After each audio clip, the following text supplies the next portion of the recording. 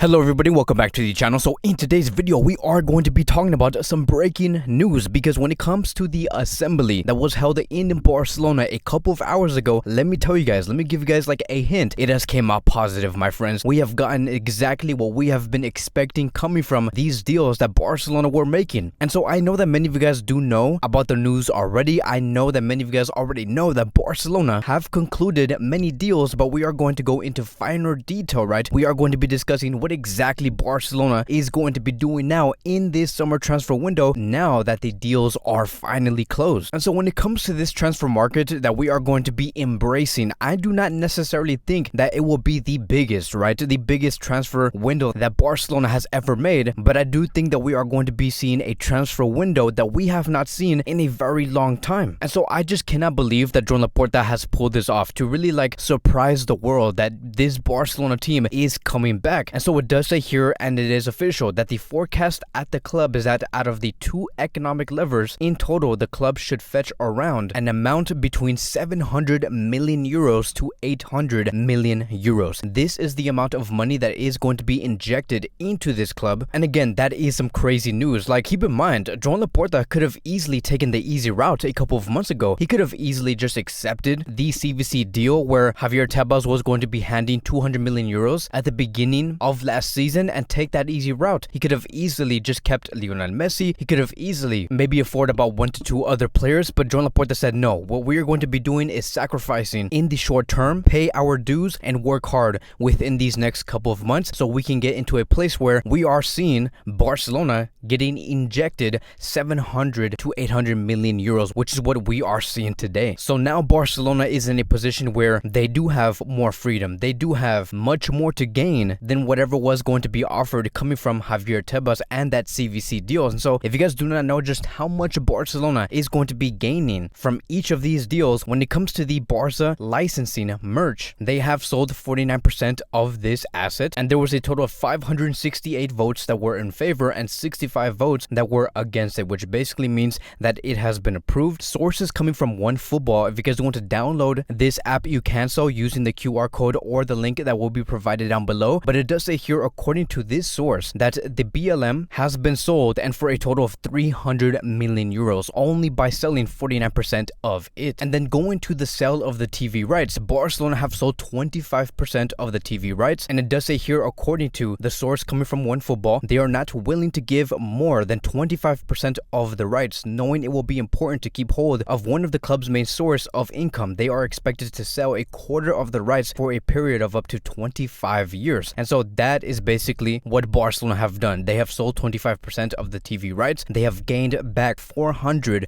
million euros coming from this deal, and a total of 494 votes were in favor, 62 votes were against it. And Joan Laporta did have a funny story about this whole thing when it came to the TV rights, and this is what Joan Laporta had to say on that night, and I quote, "We had an offer of 1 billion euros for 100% of our TV rights for 10 years, but we did say no." And it's quite clear that Joan Laporta wanted to say no only because he wanted some sort of ownership for the TV rights. Is the exact same type of like precautionary measures that he did take with the CVC deal. He just wants to make sure that he does want to always be and have some sort of ownership. And so it is just so crazy to see how Joan Laporta has turned all of this around. The next phase moving forward from all of these deals and these announcements, it is going to be the transfer window. And so we are going to be discussing, where does Barcelona stand today? Who is Barcelona currently scouting when it comes to every area on the pitch? And so whoever Barcelona is currently eyeing at the moment in terms of their number one choice, let me tell you guys, Barcelona, Joan Laporta, Mateo Lemán, they are probably much more comfortable doing these deals now than they were about 2 days ago. So the way that I am going to be organizing this video is that I am going to be talking about the forward line first, and then the defense line, and then lastly we are going to be talking about the midfield line. And let's talk about the forward line first, because it does say here, according to Tony Juan Martí, today's assembly was followed by the entourage of a certain player who is being followed by Barcelona. They are aware of the good news and how the afternoon has unfolded. And the only player that I can think of when it comes to this statement here, it is Lewandowski. I do believe that Lewandowski was analyzing this whole thing, looking at the assembly, because he does want to greatly join Barcelona. He's like, yes, finally Barcelona have been injected this amount of money. They can finally afford me, pay the 50 million euros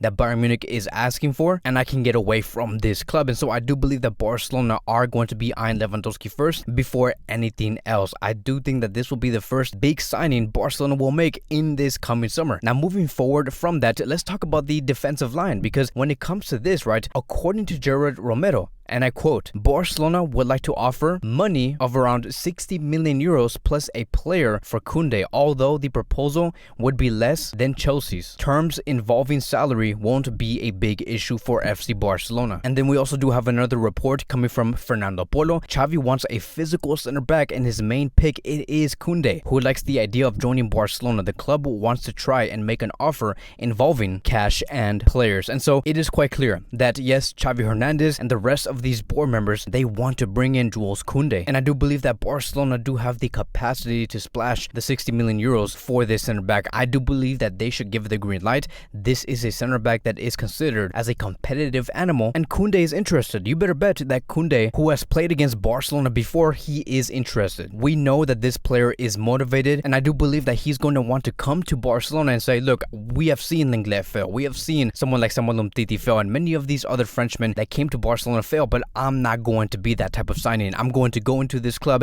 and show that I do have the capacity to succeed in this club and in the long term. And so if you guys were to ask me, okay, Kevin, if you really think that bringing in Kounde to Barcelona is a good idea, who is the one player that Barcelona should be adding within this deal? And honestly, the only player I could think of, it is going to be Lenglet. Like, just think about it, right? Because if we talk about Sevilla, they have just lost Diego Carlos, who is Sevilla's left center back. Lenglet can easily play in that position, and also Lenglet has played for Sevilla before. That is where he came from before FC Barcelona. And let me tell you guys, if Mateo Alemán does pull a move like this off, we pay the 60 million, we give off Lenglet, which does make total sense for both parties, by the way, I would scream, right? I would literally scream so loud the moment I see this notification that even my neighbors will hear, and they'll start knocking on the door and be like, what's going on? Do you want me to call 911? It would just be an amazing moment for not just me, but for every Barcelona fan, because we know that this club here is making the correct moves. So as of now, the number one choice that Barcelona is looking at in terms of who is going to be their top center back to reinforce this defensive line, it is going to be Sevilla's center back,